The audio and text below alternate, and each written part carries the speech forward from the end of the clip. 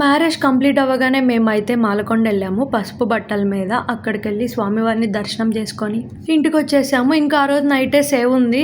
ఆ సేవను కూడా కంప్లీట్ చేసేసుకొని ఫైనల్‌గా అయితే ఇంకా రెస్ట్ తీసుకున్నాం. నెక్స్ట్ రోజు మార్నింగే ఇంట్లో అయితే సత్యనారాయణ స్వామి వ్రతం కూడా చాలా జరిగింది.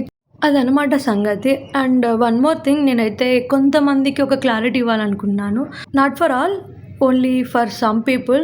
అండ్ అదేంటంటే తాళి కట్టేటప్పుడు ఎందుకు ఏడ్చింది, ఎందుకంటే అక్కడ నాకు చాలా ఎమోషనల్ అనిపించింది. ఇట్స్ లైక్ నా ఇంటితో నాకు ఇంకా బాండింగ్ అయిపోతుందేమో అన్న ఫీల్ వచ్చింది, అందుకని ఏడ్చాను. దట్స్ ఇట్, దాని మించి ఏం లేదు అక్కడ.